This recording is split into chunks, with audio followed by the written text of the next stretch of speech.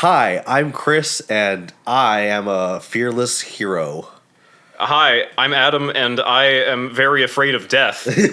What did we not do this week, Chris?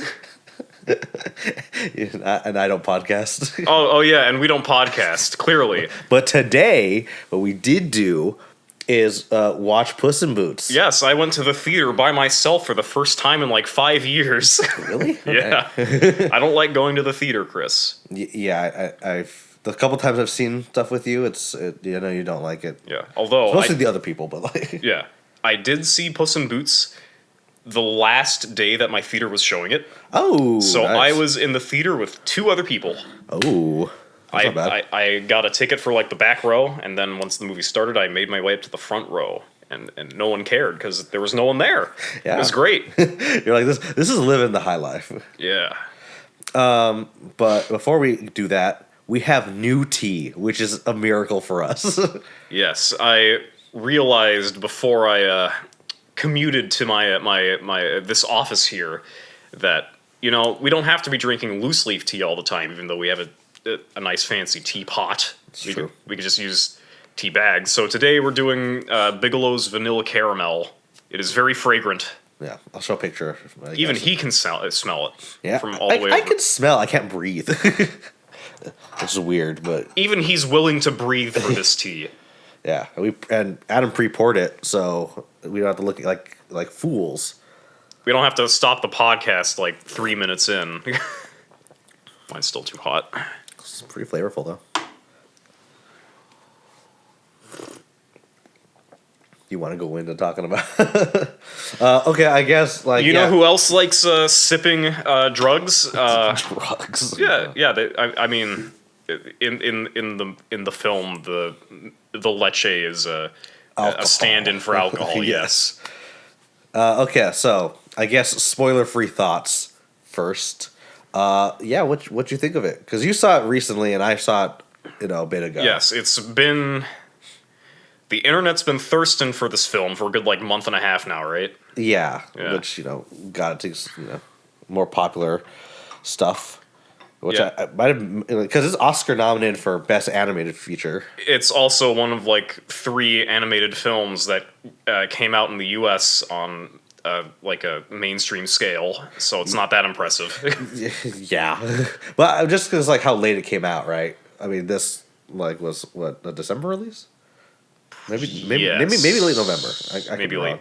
I don't know. Anyway, yeah, what you think of it? I thought it was all right, Okay. with a few things that were very standout good. Okay. So, a net positive, I guess. Net positive, yes. Yeah. I quite liked it. I thought it was very fun, very beautiful looking film. It's very akin to Spiderverse if you like that. Which I know a lot of people do, obviously. I think the performances were very good.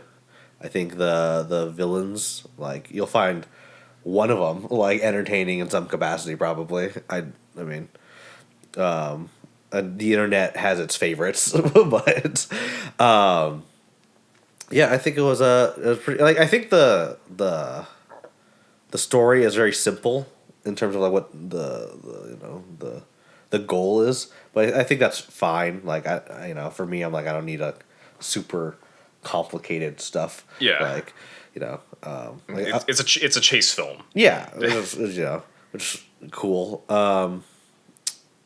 And I was quite a good entertain. I was quite entertained. Yes, watching it was an entertaining first watch. Yeah. And just some depictions of because I've talked to you about how certain shows that if they're starting off as comedies, and then try to take themselves seriously, how they can have problems kind of managing tone and stuff. Yeah. And I think that this did it well because it took some of the things that were serious more seriously and didn't play off them haha, this was, you almost died when it came to Puss being scared of stuff, which I quite liked. But I mean, we're gonna get more into the thing that you're talking about because Yes. it's the best part of the film. yes. But for me, I think overall it was a pretty like steady tonal pace, except for the good stuff. Fair. But like it was a very consistent film, I'll say. Very entertaining watch. I like how, as a D&D nerd myself, I appreciate how D&D it felt. Yeah, like it is just like because like the plots really is just a simple adventure, really. There's a MacGuffin, and they're all trying to get to it, but also get to the place before the other guys get to the place. Yeah, stop each other. Like, Classic adventure setup. It was good. I like it. Yeah. My only thing was I was worried just like because I know I spoke highly of it and people on the internet did. I just like I felt. Like I did this with Everything Everywhere with my family. Like I overhyped it, and so like I know for them they didn't come out from Everything Everywhere with the same feelings that like you and me did. They didn't. They didn't feel everything. Yes, that was all at once in the everywhere. That was everywhere. Yeah. And so that was something I was worried about for you. Oh no, this movie was overhyped as shit. Yeah. I've been seeing like thumbnails of the wolf guy in my YouTube recommendeds for like a month and a half. So I'm thinking, this has to be like the greatest like film of all time. 3D animated film of all time. And then I saw it, I'm like, you know what, this is like if I wasn't hyped, this is exactly what I would expect. Yeah, that's fair. That's the thing. Like overhyping really like It's weird because like the overhype got more people to watch it, which made like a lot of people really enjoy it. But then it got to a point where it like feels like conflated, right? Because like any piece of media is gonna feel like if it's too overhyped, it's not gonna live up to expectations, right? It's like which sucks because like I said, it happened with Everything Everywhere for me. Where I'm like, this is like my favorite movie of last year, and so. Like I really enjoyed it, and then people came out and just like, yeah, it was good. I'm like, well, that's a shame. But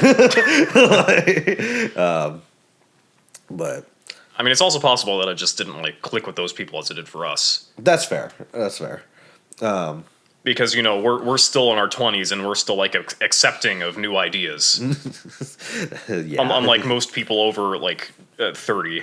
So dying people. Yes, 1 foot in the grave, 31. Okay, I guess we get into spoilers, right? Because we won't do this like chronologically. I guess. Not chronologically. We'll just do ideas and stuff. And okay, so into spoilers now. Spoilers. Non-chronologically, dude, the fucking wolf. He's so cool. Yeah. He whistles. He's like. And then he shows up, and they frame him. He's got the red eyes. Oh, dude, the wolf. It's so good.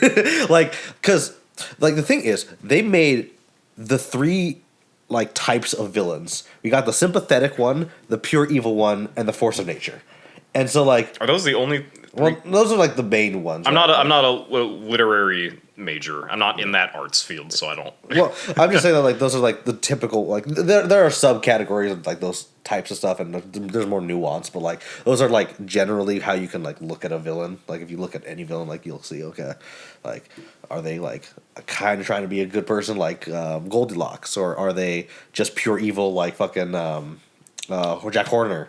Yeah, that's his name. Yeah, or are they just like they're an entity that just like the Joker, like they are the embodiment of a specific like theme or idea. Like the wolf lives in a society. The wolf lives in a society and wants to bring death to cats. Yeah, the wolf is great because best part of the film, 100%. Yeah, completely steals the show. Yeah, and the thing is, he's not even in it that much. No, he's in it for like 3 scenes and then occasional like cameos, just as, like one frame just in the background. Yeah, and like he's probably the character you take away the most from. Oh yeah, just because like I don't know if you want to just start going off about your enjoyment of him, but why do you enjoy him? Adam. Well, okay. First off, yeah. So the rest of the film has a very consistent tone, right? Mm-hmm. When the wolf is on screen, the music fucking cuts out. There's a lot of reverb on one sound, the whistle. Yeah. And then everything slows down. Everything gets darker. There's lots of close-ups on the faces, and then the wolf just comes in like,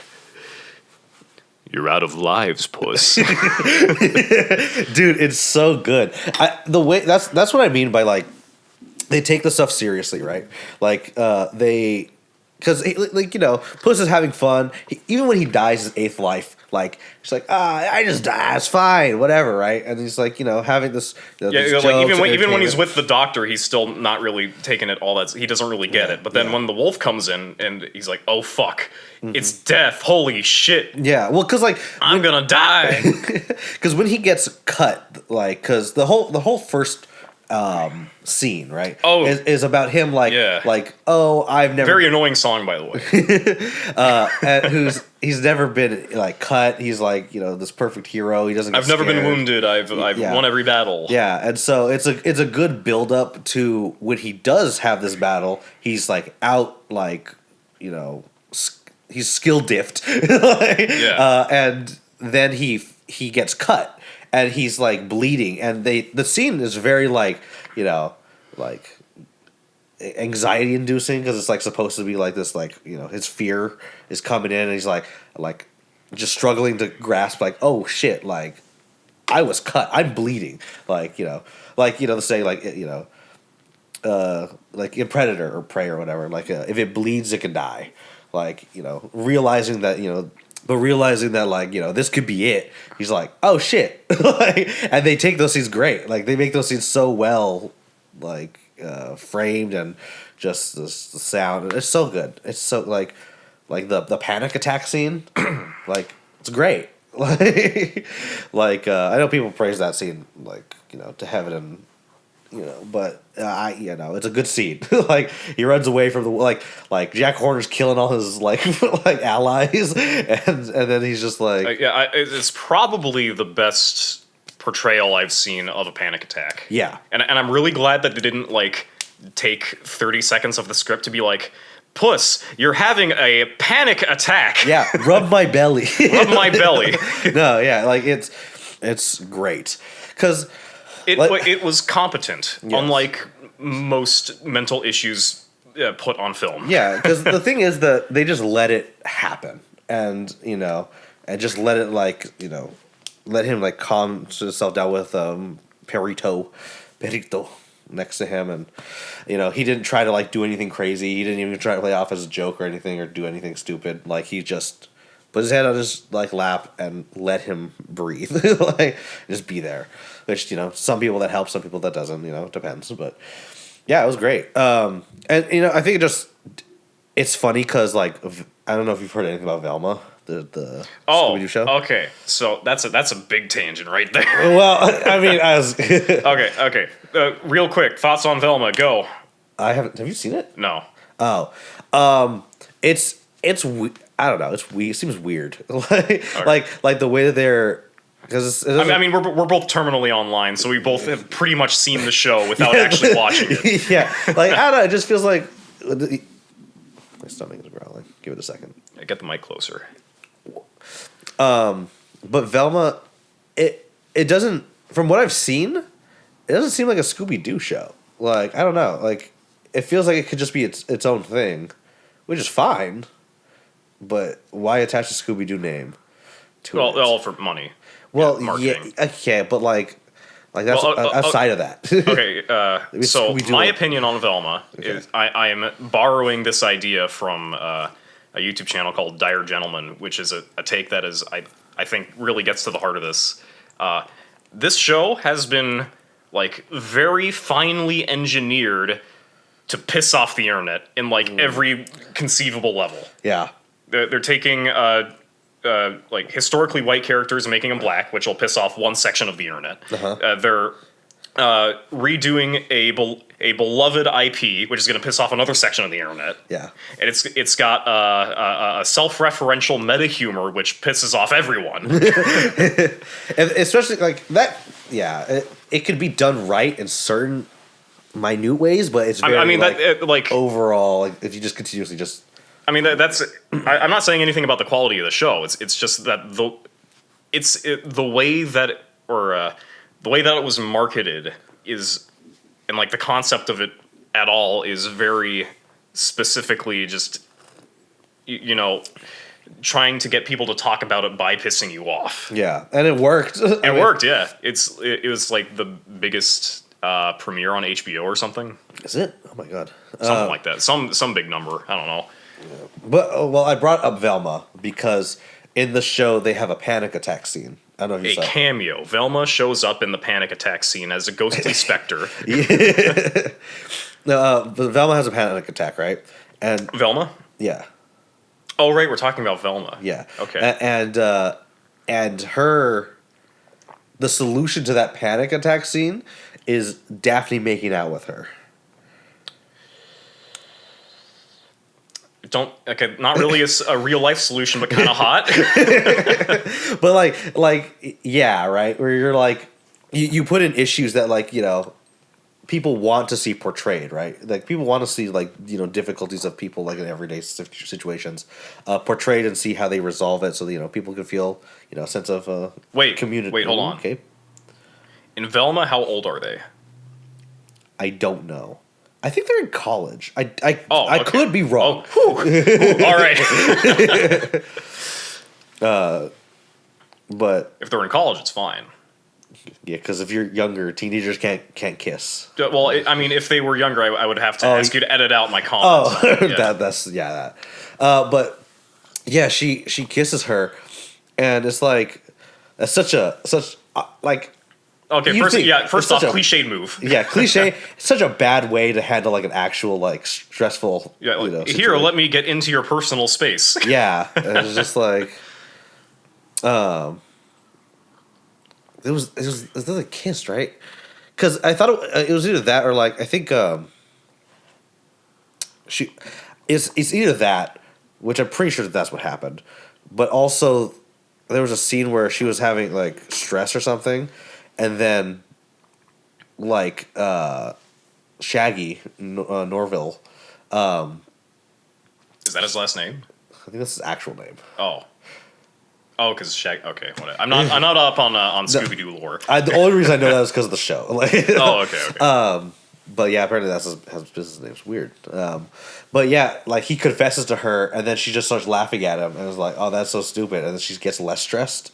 It's like, I don't know if these are because it's people. Yes, I've offloaded my negative emotions onto this poor boy. Yeah, but that's why in Puss in Boots they're portraying something as serious and in a way that people can understand and sympathize with and be like, okay, well this is a good portrayal, and then in a different show in the same time period does a completely terrible job. The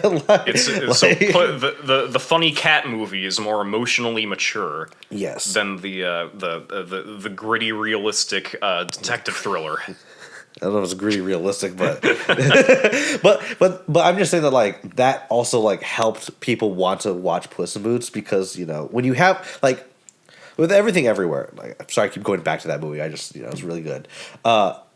You had Doctor Strange the Multiverse come out in a similar time period, and when you have two movies in a similar they're going to be comparative. And they're okay, what things are so similar that can be better than the others? So what would you want to watch? And Everything Everywhere, it does multiverse way better than Doctor Strange. Also, you've heard of Skyrim, right? Yes. Have you ever heard of Kingdoms of Amalur? No. Precisely. They came out at similar times. Yeah, I think it was 2 months apart or something. Oh. And they're both high fantasy RPGs. And one's gonna overshadow the other. And Skyrim people still play for some fucking reason. I mean, they kind of still advertise and push for it, right? Well, yeah, it just prints money, dude. It's a cycle. It's an Ouroboros eats itself. Anyway, Puss in Boots. Puss in Boots. The wolf was good. Oh, dude, the wolf. The way they animate him is so sick.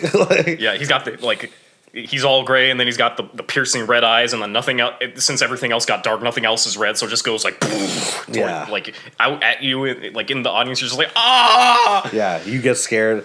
I start having panic attacks. I start sweating.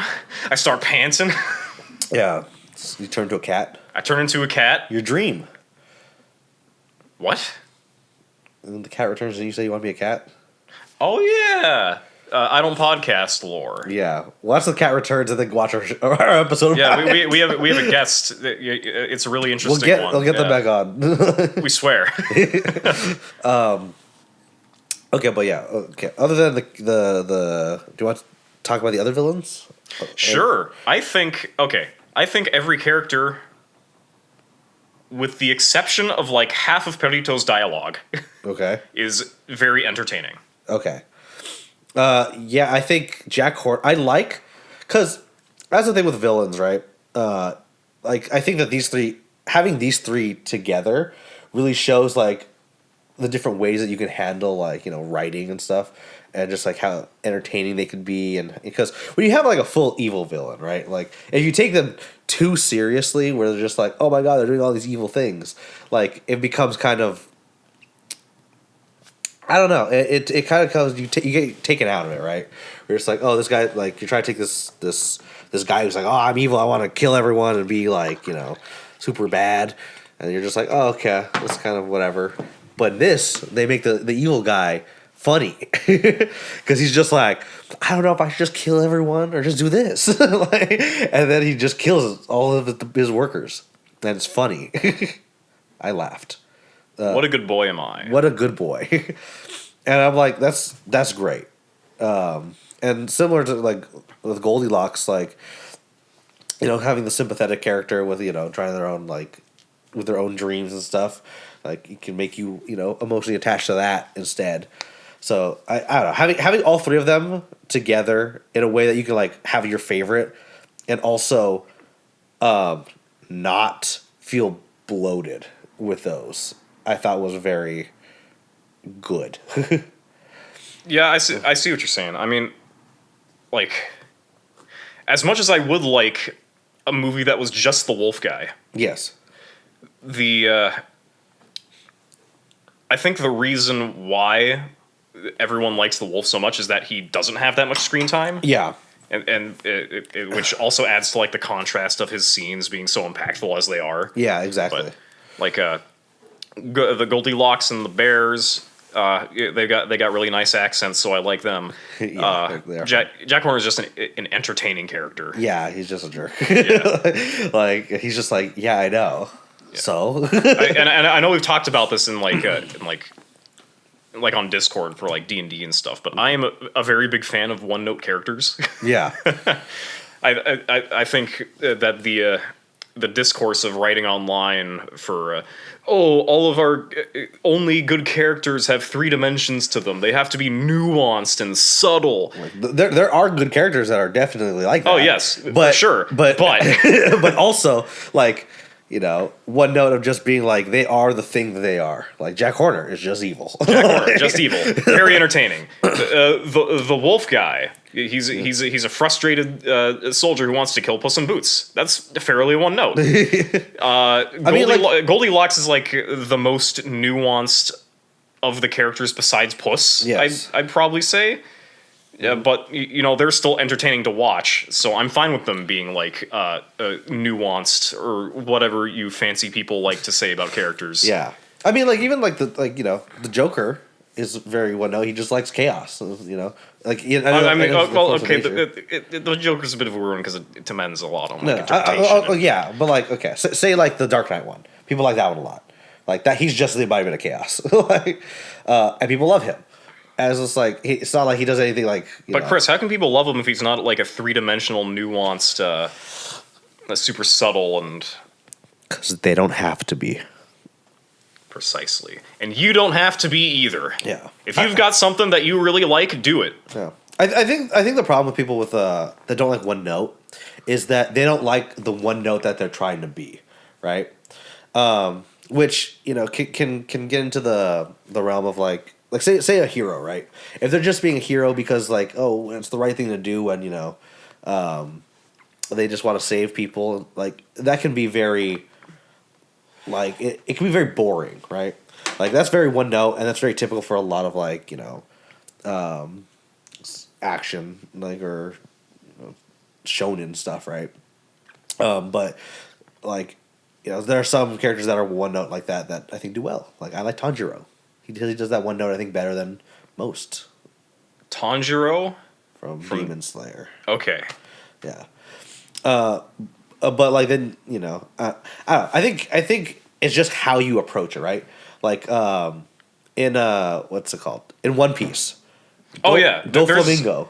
One note. He's evil as shit. Like, I mean, I think One Piece is an interesting one to bring up because like the style is so consistent with everything in One Piece. Yeah. That like every character is like either one or two notes. Yeah. But like they work well. Yeah, it works well because everything's like really exaggerated and stylized and big world. Yeah. I don't think it works as well as you think it does because I don't like the show as much. So I'm gonna fight you on this one. Yeah, but difference of thoughts and opinions. But I would say like that the Doflamingo works very well, and he's just one note of just like I'm evil, I want slaves, like it's the same thing, right? Like, and people like that character. Like I don't know. I like him because he looks cool. He also looks cool. He has that like feathery scarf thing. Yeah, it's pretty cool. What I'm saying is like your one note idea still works. People like characters don't have to be super complex like a real person. Yeah. I think I grow attached to them more, but I can be entertained in the same way, like or in the same level, I guess. Yeah, there's more potential for a multi-layered character. Yes, but you could be just as entertained on either one. Precisely. So it's okay to be one. It's okay to be one. I don't know why we went off this we tangent. Understand. I don't know why we went off this tangent. We know you don't have a whole lot going on in your life. Neither do I. Fuck up. Okay. Do we want to talk about the other characters, or do you want to go into like... Oh, dude, the wolf? Can we talk about the wolf again? Fuck He's up. really cool.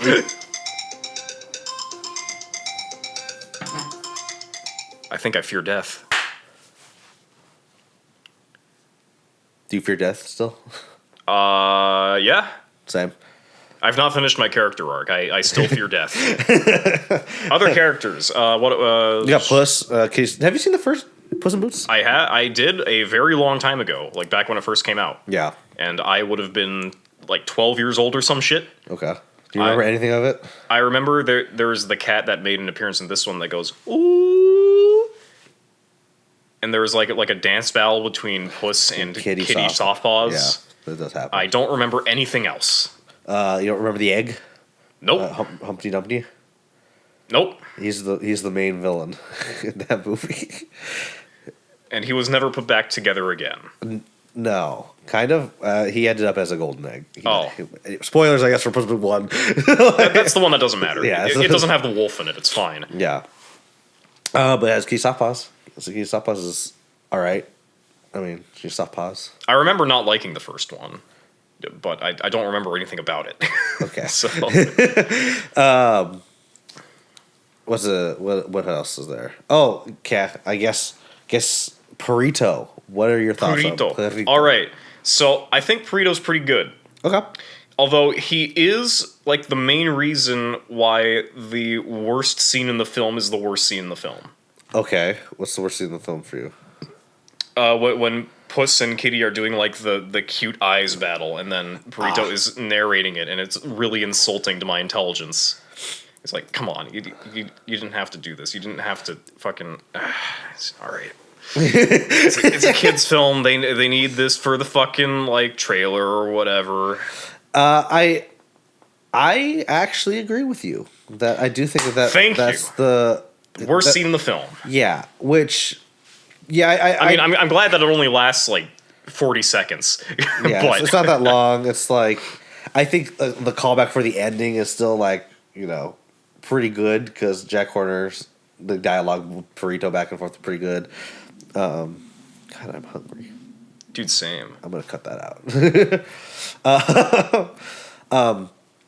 But yeah, I think that specific scene, when Perrito's like, "Oh my god, look!" I remember like watching it and be like, "Okay, you don't need to be talking about that. Like, I can just watch it." Like, yeah, we don't need the annoying version of the Speedwagon narration for this thing that doesn't actually matter to the plot yet. Yeah, but I do think that overall, like Perrito was not nearly as bad as I think people expected him to be. Yeah, I was expecting him to be just straight up the worst part of the film. Yeah, which I guess he was, but it still wasn't like yeah, it wasn't like it's still good. Yeah, so like his backstory was funny and terrible. Like his brother's just trying to kill him like multiple times, and it's just like dang, That's sick. I finally lost at hide and seek, and I couldn't find him again. Yeah, I got this cool sweater though. They tried to murder him in. Yeah, they could have easily mishandled him, and I think that's the only part that they really did, I guess. But other than that, I think that overall he worked really well. Like I appreciate their restraint in not making him super annoying. Yeah, like it's very good in that regard. Like because we've seen characters that are supposed to be the comedic relief, and they're just annoying as shit. And I'm like, how? You don't need to do this. Yeah, what's a good example? Like there's the little troll thing in the Black Cauldron. I don't know if you've seen the Black Cauldron. I have not. Okay. I was gonna bring. There's me on this podcast. Oh yeah, get him out. Okay. I can't think of anything at the moment. Like, there's one anime that you haven't seen that I kind of think of, but What is it? it's called Urusei Yatsura. I don't know what the fuck that means. Have you heard of Ranma 1/2? Yes, that's the one that has like the blue-haired lady that's in like the leopard bikini that I keep seeing in edits online. No, that's Urusei Yatsura. Fuck. Right. I'm surprised you've seen those. They're fucking everywhere. People love that blue-haired lady who's mostly naked. Yes. Okay, well, that show, it has a character that I know is like a baby that has superpowers and attacks the main character. I think that's supposed to be comedic relief, and I know people don't like him that much. And I'm like, oh, okay, yeah, that's fair. I can't think of anything else though, like any standouts. Baby Mario and Luigi and Yoshi's Story. Shout out to my gamer fans out there. I remember comic relief characters that were annoying. Oh. I was gonna bring back some trauma for you. Oh, goody. The 3 sibling brothers in Tom and Jerry Cowboy Up. Fuck you. I had that purged from my memory, but all right. Like that. Those were designed for be comic relief, and they were annoying to us. So yeah, they could have mishandled Perrito, but they didn't.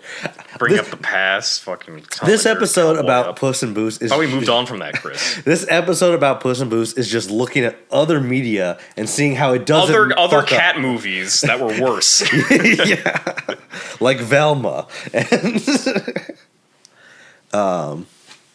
I could restart this, I guess. But yeah, what other stuff you want to talk about from Puss and Boots? I really like the trailer for Spiderverse 2 that played before the movie started. I didn't know they were making a Spider-Verse 2, but the trailer looks pretty cool. Yeah, they've got the Spider-Mans from the multiverse Spider-Man game for like PS3, Xbox 360 era that I never played. I'm like, ooh, I recognize those guys. Like 2099? Is that the one? I don't remember. Okay. But you know the big buff guy in like the blue suit? Yeah. He's in the PS3 game. I think that's 2099. It might be 21. I don't know. He's the 2000 something one. Sure. Okay. Anyway, Puss in Boots. It looks pretty good. Yeah, the visual it was DreamWorks, right? Mm-hmm. Yeah. They did pretty good. Yeah. They're okay. The wolf guy, he looks fucking great. I mean, I wasn't that impressed by a whole lot else from like a technical standpoint, but it was a very well executed animation. Yeah, I think that's the main thing for me about this movie is that like it had like standout stuff in it, but overall the consistency of how like solid a lot of the stuff was, I think was for me like take a step back is probably the most impressive thing. Yes, like if we don't have the wolf or the panic attack scene, it's like at the very lowest I'd want to put it at like a B. Yeah, it's still just but since solid. it has that stuff, You're like, since it has S tier wolf boy, yeah, and some very, unfortunate that it has to be represented in Puss in Boots, not anything else. A very good panic attack scene or fucking whatever. Yeah. I'm feeling an A on this one actually.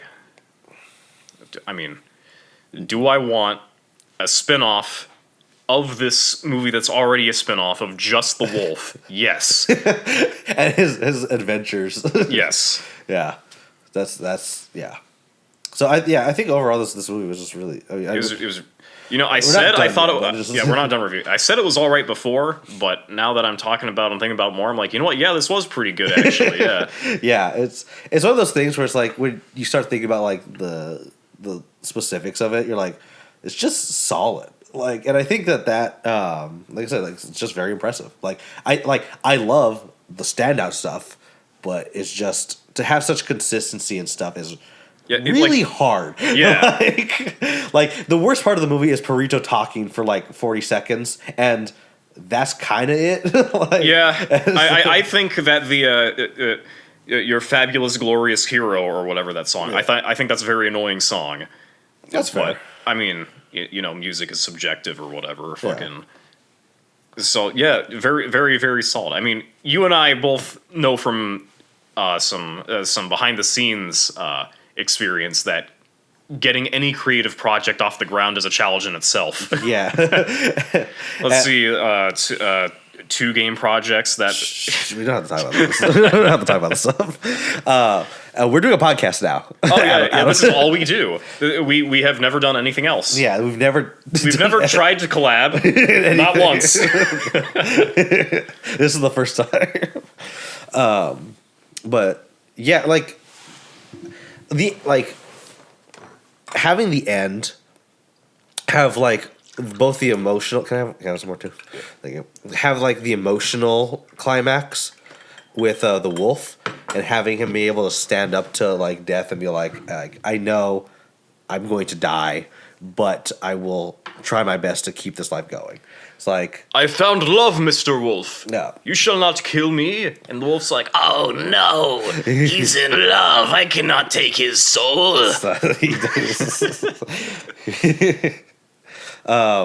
And then after that, having the like the battle climax, just like fighting Jack Horner, like I think that it lands well, and having Goldilocks like have their family, like they had a stuff. character arc. Yeah, and then Puss like kind of just like relaxing with the people he cares about right now, and then going to like even with the like the Shrek 5 tease, right?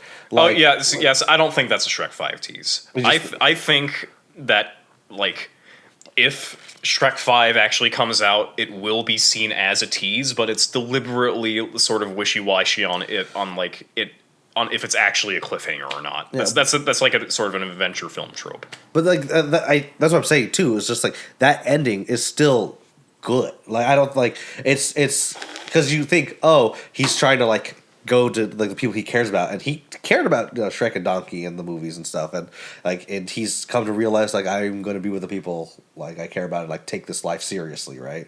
And so he's going to go back to like these people with his family kind of whole, right? Where it's like the people of his old friends and now his new friends and stuff. And it's like, and then it could also be like a teaser for Shrek 5. It could also. So it's like it just ties in well. And like I don't know. It just I think that because I've spoken about them before. Endings, people don't know how to do them. They just don't. And I think that neither do us. This podcast is going to go on forever. Yeah.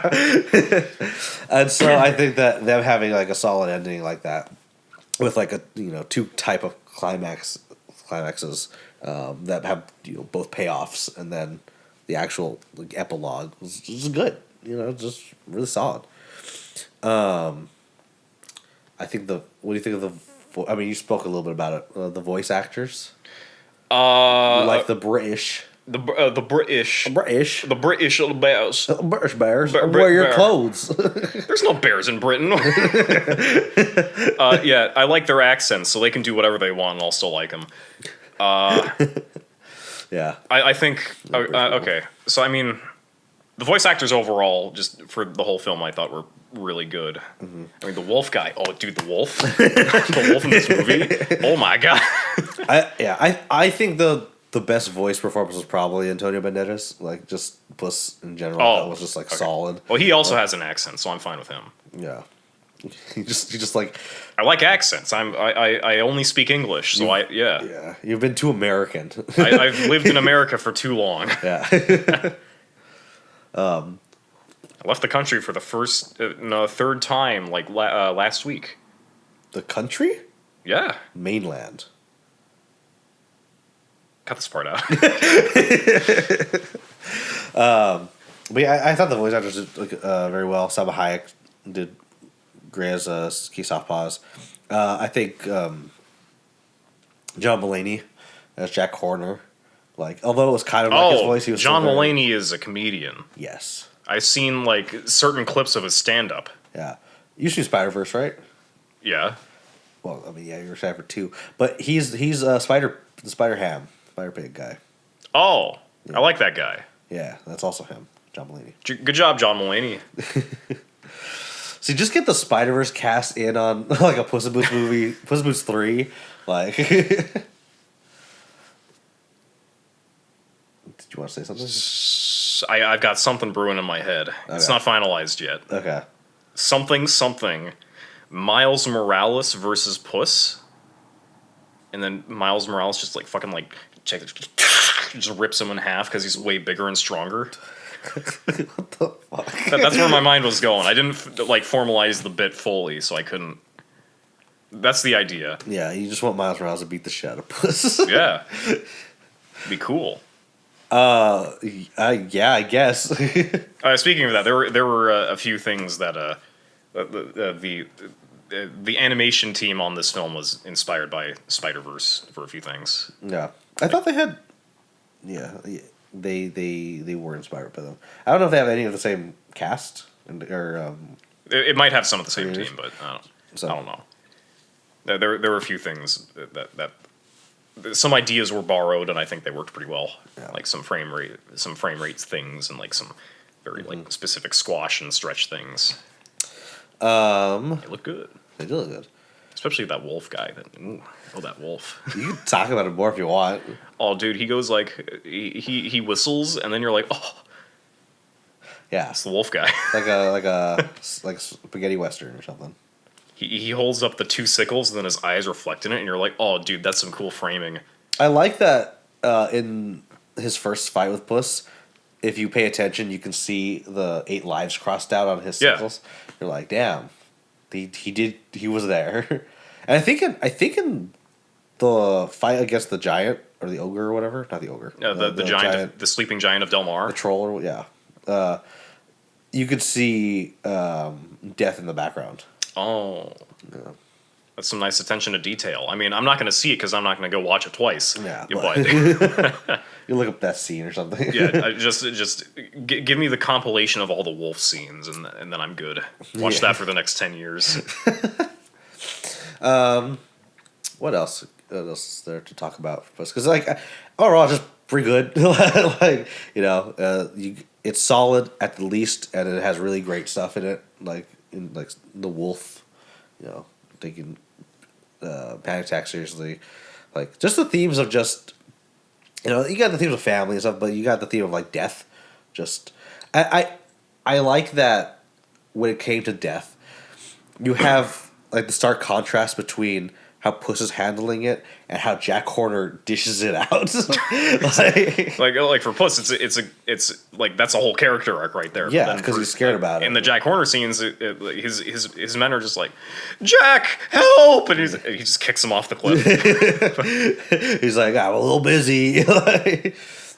I like the contrast of that, because I don't know, it shows like how common it is for like these terrible people and how serious it can be, right? Like if however you want to take it, how you want to deal with it. Because even when Puss was fighting, like when the Jack killed like his own men, they all kind of exploded because of the unicorn horn. He was just like, what the hell? Like, what's going on? And he was all like panicking, and then Jack's like, "Oh, that's what they do." Okay. Yeah. because Yeah. they can't show death on screen in a kids film because that would be horrible. I mean, they do die. Like,